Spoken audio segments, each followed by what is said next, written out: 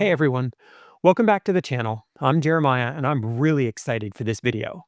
Right up front, if you haven't already watched Datafied's video on Lionel Lashups using the CAB-1L controller, stop what you're doing right now, do yourself a favor and go watch it. It's the perfect introduction to the concept of Lashups, and it's a great look at how that process works with the CAB-1L. A link to his channel is right at the top of the description, and there's a link to his video right here. And I'm serious, if you haven't watched it yet, go watch it and then come back.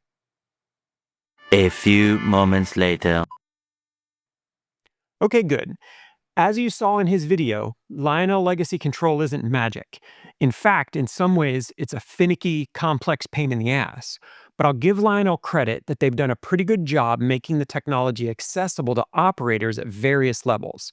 If you're a kid using a Lion Chief remote to control a Lion Chief 2.0 Plus locomotive, if you're Datafied using a CAB-1L to run that sweet Lion Master Polar Express big boy he's pre-ordering, if you're a Gen Xer like me who will have his CAB-2 pried from his cold dead hands, or if you're my kids who are perfectly comfortable using the CAB-3 app, we're all interacting with the same control system on the back end. In my opinion, one of the things that Lionel has done better than anyone in 3-rail is masking complexity for those who don't want to deal with it, but offering a lot of capabilities to those that do. Datafied's video absolutely nailed the make it simple for me part of the first real advanced topic that anyone who runs modern Lionel trains might run into. But man, is there a lot of complexity hiding under the covers. Mike is really great at making things simple and easy to understand. What we're going to do is dig super deep into the concept of Lashups, how it works, and how it can work with trains that can be decades apart in age and technology. We'll also talk about some rough edges and places where Lionel could definitely do better. Mike covered the CAB-1L. We're good there. So what we're going to do is we're going to look at the CAB-2 remote, the CAB-3 app, and the Base 3 system utility. Like with the CAB-1L, each of these masks some complexity and exposes other features. We'll take a look at each of them so that you can decide for yourself which is right for the way you interact with your trains. First up, some basics. Mike rightfully noted that TMCC locomotives and legacy locomotives are configured with different capabilities. Specifically, with regards to Lashups, legacy locomotives have 200 speed steps, which TMCC locomotives don't. When you try to lash these up, you have to be pretty deliberate in how you do it, or you'll run into situations where some locomotives won't respond at all. The CAB-1L solves this problem by simply telling you it's impossible. I don't have a CAB-1L, so I haven't been able to play around with it, but it makes some sense that they would simplify things on a remote that doesn't have a screen. Once we move to the CAB-2 and CAB-3 app, we have a little bit more control over how we configure locomotives into a Lashup. Let's take a look at the CAB-2 first. This is my CAB-2, connected up to the Base 3 that I have set up to run my layout. We're going to program a locomotive and then use the CAB-2 to specify the details for that locomotive and see how that works. First thing we want to do is clear out any entries that are currently in the ID slot that we're going to use. In this case, we're going to start the first locomotive with ID 21. You can see here that I've already got something programmed into the remote at ID 21, and it looks like it's the Legacy Amtrak Acela. In order to make sure that we're starting with a blank slate, what we're going to do is we're going to clear all of that data out of there. To do that, we're going to hit the Info button up here at the top right, and then we're going to hit the Clear button, which is going to be the 5th soft key underneath the display where it says CLR. When we click it, it's going to come up and ask, "Are you sure you want to clear all of the information for engine 21?" And we say yes. This removes everything that had previously been recorded in that slot and gives us a nice empty place to set up our new locomotive. Once we have the slot clear, now we go through the normal process of assigning an ID to a TMCC or legacy locomotive. First, we've got to power up the track.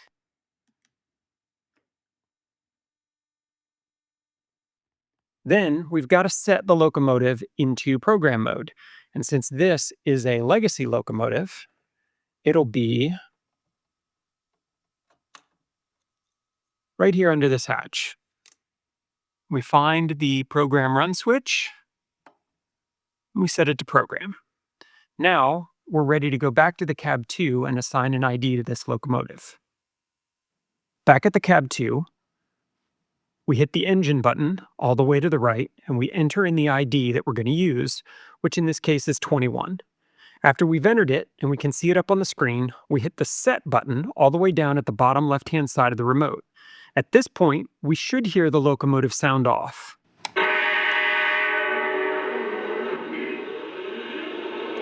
This indicates that the locomotive has heard the command to change its ID and has done so. If you don't hear it, make sure you deleted everything out of ID 21, check the Run Program switch, and then try again. Once we hear the locomotive tell us it's good, we set the switch back to run, and we've done everything we need to do on the locomotive itself. Now, let's look at what that did inside the CAB-2. To see all of the data that the programming of the engine stored, with the engine selected, we can hit the Info button all the way up on the right-hand side. The info screen is broken up into two parts: the tabs at the top, which we can cycle through using the scroll button, and the soft keys at the bottom, which will change depending on what tab we're in. At the top of the display, we see the legacy ID that we assign the locomotive, which will eventually be replaced with the name we give it. Underneath that, we have 4 tabs. We've got Custom, Type, Control, and Sound. We're going to work through each of these from left to right because there's something we'll need to enter or check on each one. At the bottom of the main info screen, we have the soft keys that correspond to the buttons at the top of the remote. Because we are on the Custom tab, these labels read Name, TxIR, Load, Aux, and Clear. The first button is pretty self-explanatory, even if it is a little tricky getting used to using the velocity wheel to move around. Wait until you try and do 2 of the same letter back to back. It's an adventure, trust me. This is one of those little things that is so much easier with a keyboard. Since this is our legacy locomotive, we'll name it LEG.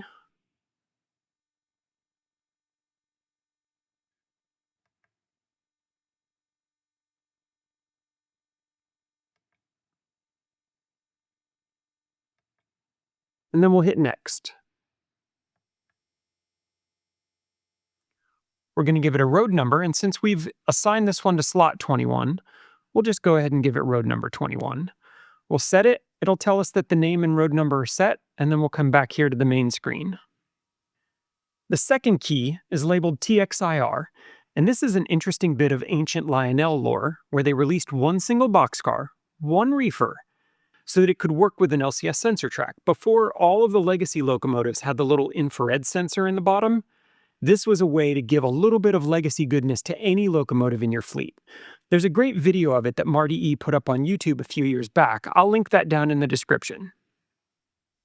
The next button is labeled Load, and this is what we would press if we had one of these orange memory modules that we were going to use to load all of the information about a locomotive into the system.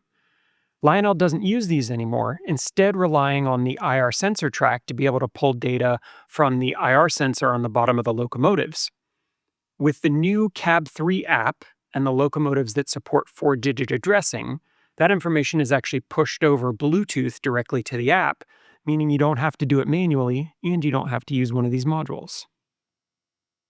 Finally, we have the Clear button, which we used up front to remove all of the entries out of this particular roster spot.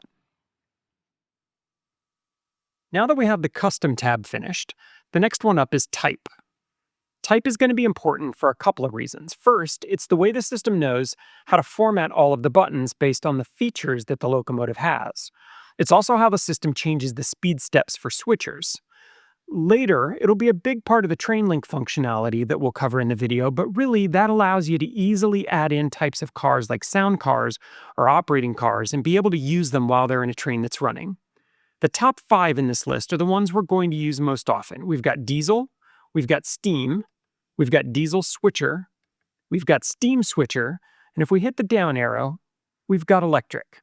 There's a bunch of other interesting stuff in here, like subway cars, like accessories and passenger cars, and even the Acela and the crane car, but we don't need any of that right now. We're just going to go ahead and stick with diesel. After Type, we have Control, and this is probably going to be the most important setting that goes in for every locomotive that you give a legacy ID to. Your choices are CAB-1, TMCC, Legacy, or R100. We could spend a lot of time going through all of these options and talking about the difference between relative and absolute speed commands and what to do with all of the different variations of command control locomotives out there. For me, here's how it breaks down. Any locomotive that references 100 speed steps uses R100. Most likely, this is going to be either an electric railroad or an EOB speed control, particularly one that has cruise. Any AC motor with TMCC gets CAB-1 mode. DC motors with cruise control use TMCC, and anything that has legacy uses legacy. Practically, CAB-1 and R100 are interchangeable. They make some changes to the buttons on the remote, and R100 handles more advanced electronics and more speed steps. The locomotive will run regardless of which you pick. TMCC and legacy are a little different. If you make a mistake here, you'll have some pretty significant issues. If you set a legacy locomotive to use TMCC, it'll work, but you'll lose all of the legacy features. If you set a TMCC locomotive to legacy, it's not going to move at all. This is going to be one of the things that has to be set properly, but also it's one of the ways that we can manipulate things when we're setting up Lashups here in a minute. Finally, we have the Sound tab, where you can set the unit to either have no sounds, use rail sounds 1 through 4, use rail sounds 5, or use legacy rail sounds. This should get set when you choose the control type, but it's always a good thing to check. Okay, we've gone through all of the screens, we've set all of the information we need to for our locomotive, and now we can hit the info button to get back to the main screen and we're done. We can test the locomotive by moving it back and forth and making sure the lights change, making sure the horn and the bell work as necessary, and if everything works, we're done with the first locomotive. Let's see what happens. Dispatcher here, please start up and stand by. Over. Yes, sir. Start up and stand by. Out. All right, we've got startup, we've got horn, and this is a legacy, so we should be able to do single bell and repeated bell.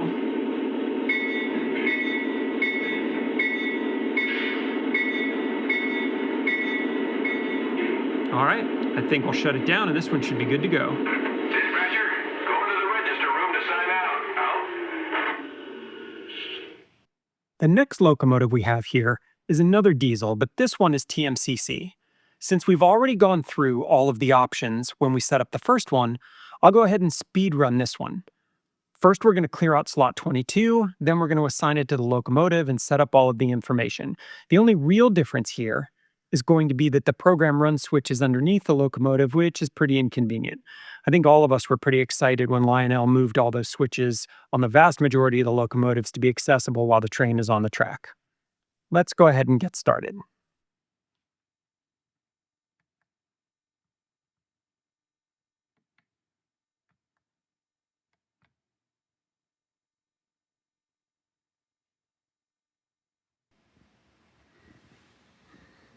The run program switch for this one is right here.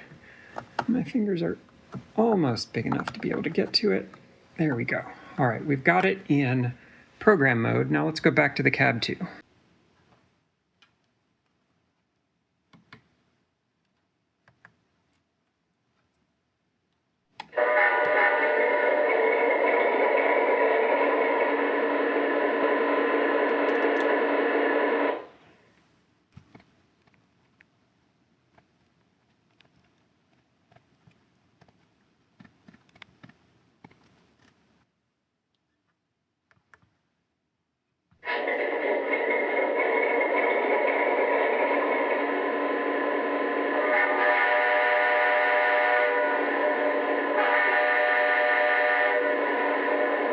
Now that we've got ID21 programmed to a legacy engine, and we've got ID22 programmed to a TMCC engine, we're going to put them in a Lashup. Before we do, though, we need to go over some rules about mixing locomotive types in a Lashup.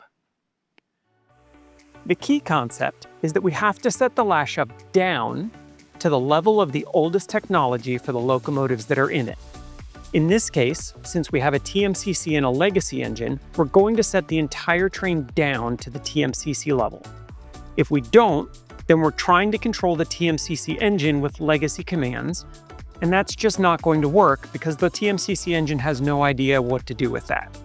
We have two ways that we can accomplish this. The first is to make the TMCC locomotive the first engine in the train. If you do that, it'll set the control level to TMCC for everything else that you add into that train. If you really want to have the legacy engine in the front, we're going to have to go into the info for that specific engine and manually set it down to TMCC and FreightSounds. Both of these options end up with the same outcome. The entire Lashup is in TMCC mode, which is the goal, since we have to step it down to the oldest tech. Let's do it both ways. First, we'll do a Lashup with the TMCC engine in front. First, we clear out the spot we're going to use for the train, just like we would for an engine. We're going to use train slot 1, and here you can see that I've already got it defined for something. This was actually the two big boys that I had lashed together for a video a few days back. Once we have train 1 up, we hit the info button and it comes up, and this looks a lot like the engine screen, and it certainly gives us a good place to start. We've got another CLR button down here in the bottom right that we can use, and when we hit it, it's going to clear everything out of that train. After we hit the button, it'll come up and verify that we actually want to clear all this data. We hit yes, and now we've got an empty slot to use. Now, when we go into train 1, it tells us there are no engines in the train, and we can choose build to add them, so that's where we'll start.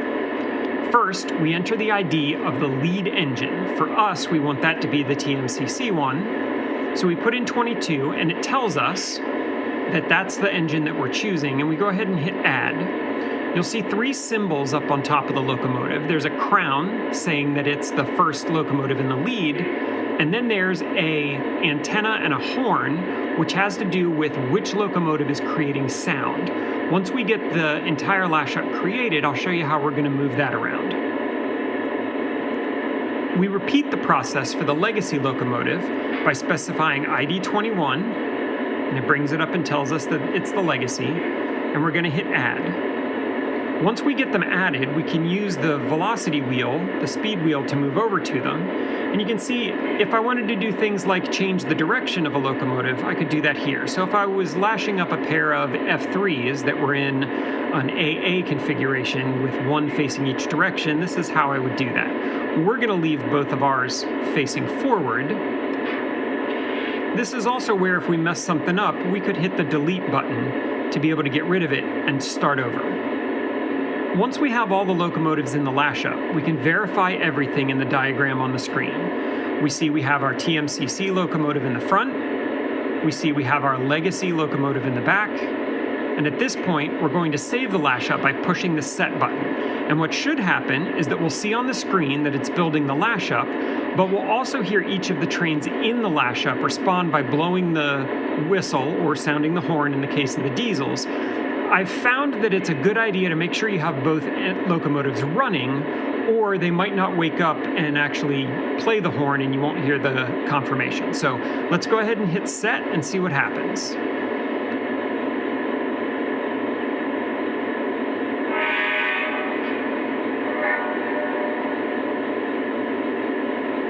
There we go. So now, if we go back into the info, we can see what it is that we just put together. Now, a quick note, Lionel's actually pretty smart about 2 things in here inside a Lashup. The first is every locomotive can have speed limits set. And if you have 2 locomotives with different speed limits that are set up in a Lashup, the Lashup is immediately going to adjust its max speed down to the lowest speed limit that's in play. So you're not going to have any sort of problem where one locomotive is trying to run way faster than the other one. The other one is that Lionel realized that, especially in a mixed environment where you have TMCC and legacy locomotives, you might not want all of the sound coming out of the TMCC locomotive. Because we have a legacy locomotive that's in our Lashup here, you'll see down at the bottom that we have icons that look a lot like the ones that are on top of the locomotive here. We can see that we've got the antenna, which again is our crew talk and our signal sounds, and we can see the horn. The legacy engine is always going to have better crew talk. We know that. We don't need the Peanuts parents noise coming out of the TMCC locomotive, so we can actually move that back to the legacy engine by pressing that button there. The legacy engine is also probably going to have a fat boy speaker in it, maybe it's a super bass unit. The sounds in it are almost always going to be better. So we can also add the horn to this. We could move the horn altogether and take it off of the lead engine, but I like it to be as loud and obnoxious as possible, so we're going to leave it on both. And once we make the change, we're going to go ahead and hit set again.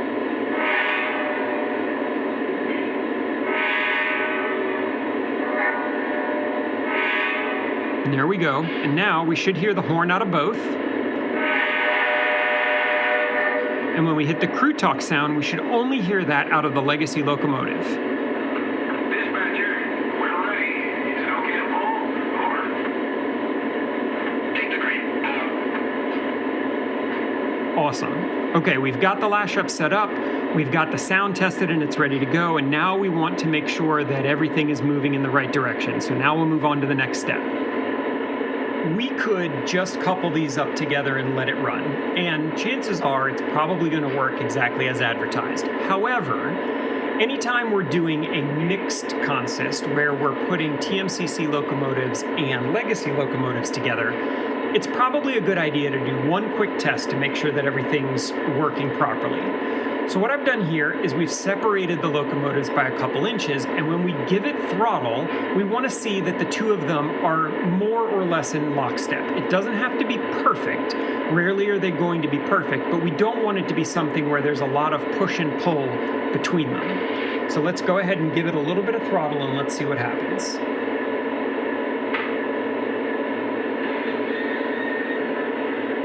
There we go. That's pretty good. We're not going to have any problems running this locomotive on the layout.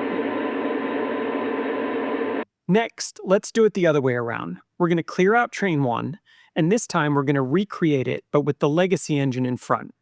Let's look at what happens if we don't change anything and just flip the order of the locomotives. Since we've already built a train together, I'll do this one full speed. I'm going to remove TR1, recreate it, add the locomotives just in the opposite order, and we'll see what happens.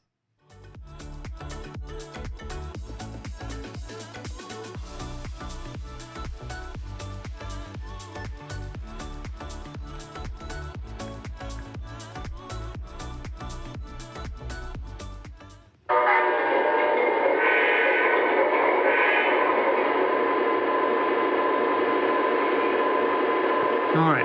So we should be good to go. We should hear the horn coming out of the front locomotive. And when we change the directions,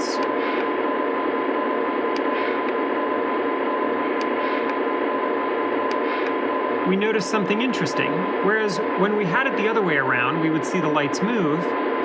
I can hear that the front locomotive is changing direction, but we don't see any lights moving. And if we were to just try to move everything, what we're going to see is that only one of the locomotives actually moves.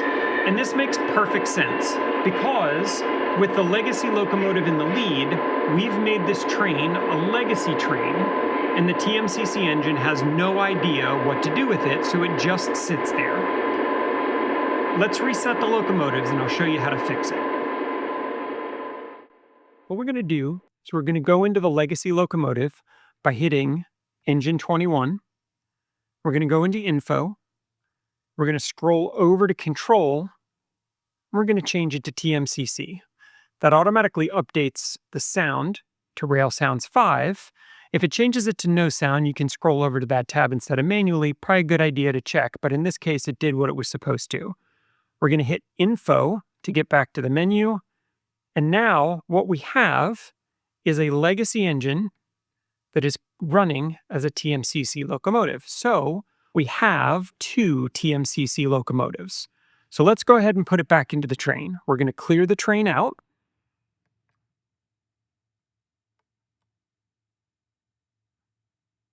We're going to build. We're going to put what was our legacy in front and add it. we're going to take our TMCC and add it. And then we're going to hit set and see what happens.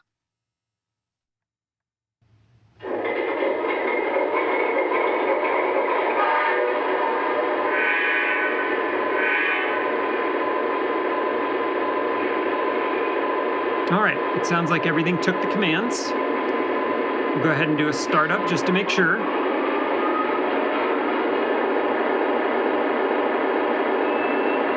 And now we should hear the horn out of the front locomotive. We should hear the bell out of the front locomotive. But you notice there's no single bell because we're a TMCC engine now. And when we change directions, we can see that the light moves to the rear of the back unit when we're in reverse and to the front of the front unit when we're in forward. So what we have now are two TMCC locomotives that are in a Lashup together, and when we give it some speed, we should see them move off together. And there they go. There's one more combination of locomotives in a Lashup that we need to go over, and that's switchers. In order to get that prototypical super slow crawling speed for yard switchers, which shouldn't be running flat out on the main lines anyway, Lionel changes the speed table for any locomotive that uses the type of diesel switcher or steam switcher when it's set up in the CAB-2. Whether it's the post-war NW2 switchers, the legacy S2s, the Vision Line 3G21B gensets, or the king of all Lionel steam switchers, the Penske CC2, these engines crawl. Of course, this is going to be a problem if you lash it up with a road diesel that's running flat out. Once again, Lionel does a good job of masking the complexity and keeping you from stripping any gears, because when you add a switcher into a Lashup with a non-switcher, it's automatically going to fix the speed curve for you. Let me show you what I mean. Here we've got a couple little diesel switchers, and I have a ton of these. I absolutely love them. The two we've got here are Amtrak number 737 and NASA number 2. And if we look in at the CAB-2, we can see that unlike the other ones that we were using, these ones are both set up as diesel switchers. We can see that it's that way for the Amtrak one, and we can go in and we can see that it's set that way for the NASA one. Now, if we were to take the two of these and we were to create a train and we were to build it and we add Amtrak to the front and we add NASA to the back and we turn on the horn, we hit set, we should hear the confirmation from both locomotives.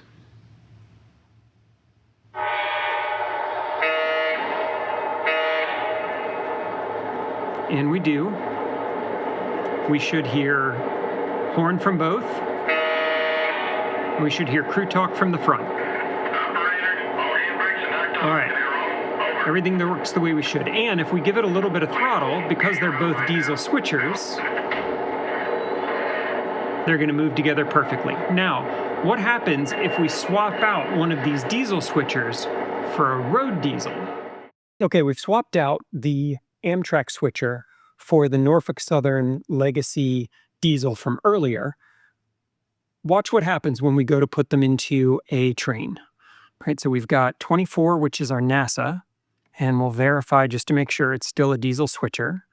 And 21 is our legacy diesel, and we can check and see that it's still assigned as diesel. Now, if we create a train and we build it and we put the diesel in front, right? There's our legacy.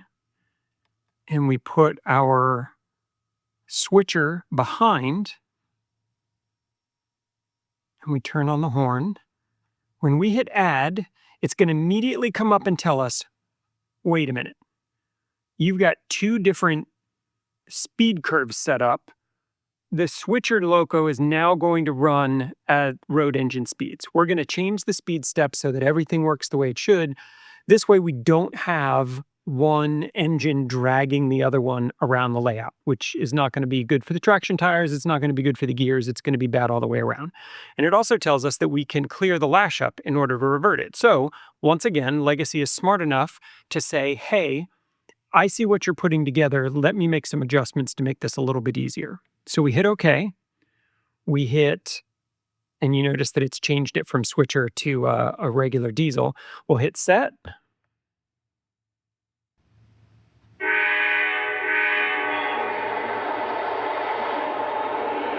We've got them both in there. We should hear the horn from both. We should only hear crew talk from the front. Now, we've got it pretty set up. The question's going to be, how are they going to run together? Let's give it a little bit of throttle, and we'll find out.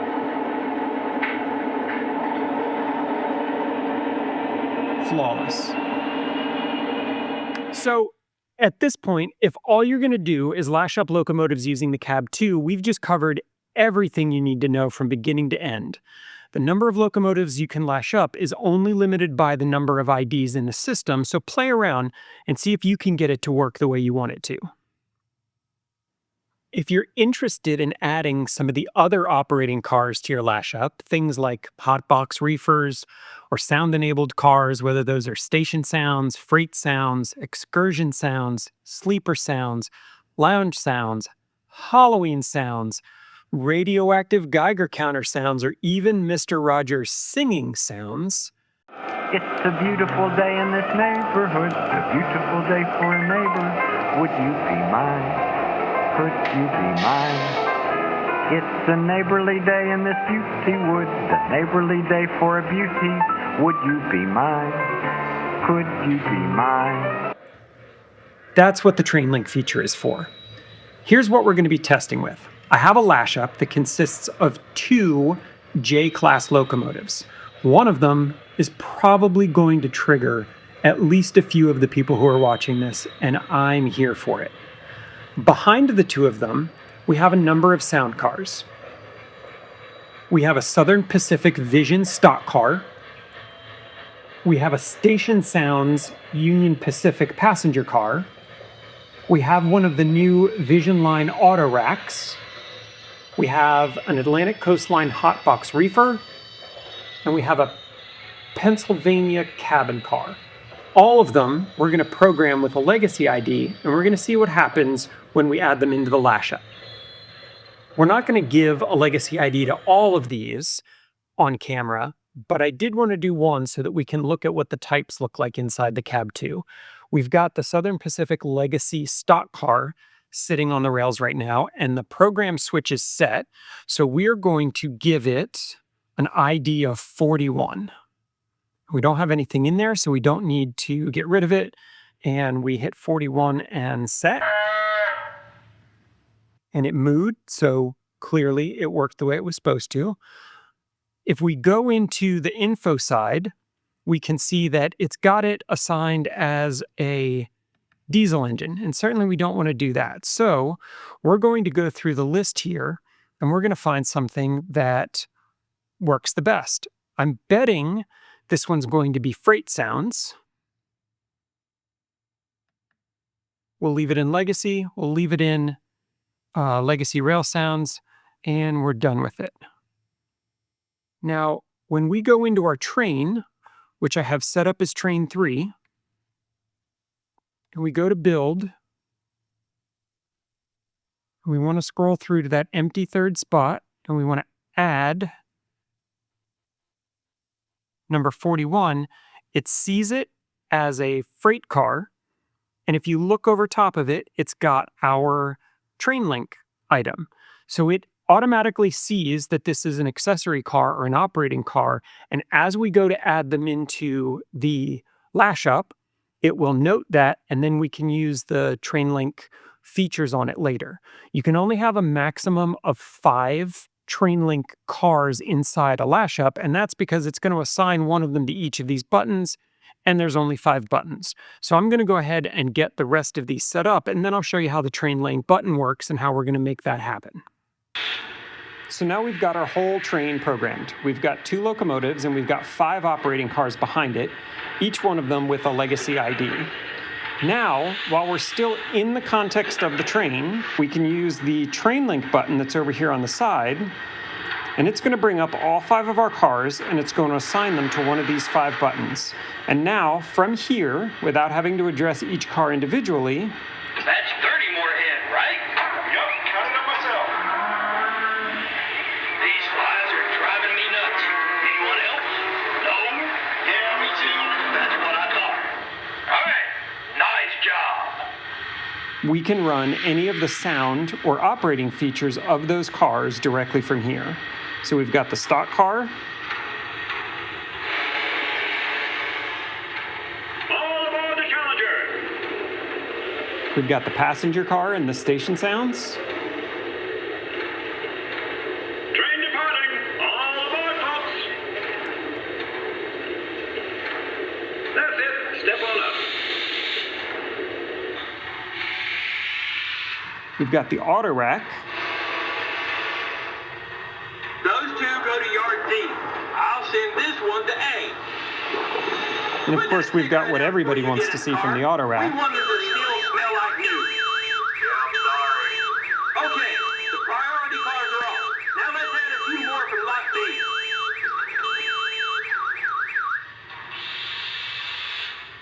We have the hotbox reefer, We got a and this would go through the entire set, and when the car is moving, it would go through the whole hotbox routine, including the smoke that comes out from underneath the trucks. And then finally, we've got the cabin car, All our papers are in order. Yard boss says we're good down on the east end. Let's get rolling while I call for signals. so there we have it. We have one train, and the train has 5 operating cars pulled behind 2 locomotives, and we can address each of the cars individually straight from the CAB-2 using the train link button. This video got a lot longer than I expected, so I'll do another video covering the CAB-3 later, because it's a place where there are definitely some new options, and we have things presented in a much more modern and visual way. But it's also, well, the CAB-3 app is definitely a work in progress. It's better than it was when the Base 3 launched, for sure, but it's just now getting to where I feel it should have been to start. Look for that video in the next couple weeks. I hope this was entertaining. I hope you learned something new or found something you want to try out on your layout. If any of those things are true, let's do this YouTube thing in a dignified way. LCS has a lot of details and nuance, and it wouldn't surprise me if I messed something up along the way. And if I did, call it out. It wouldn't be the first time I've gotten something wrong, and at the end of the day, I want to make sure you all get good information. Thank you for watching. Make sure you leave any comments or corrections or questions down in the chat, and I'll see you next time.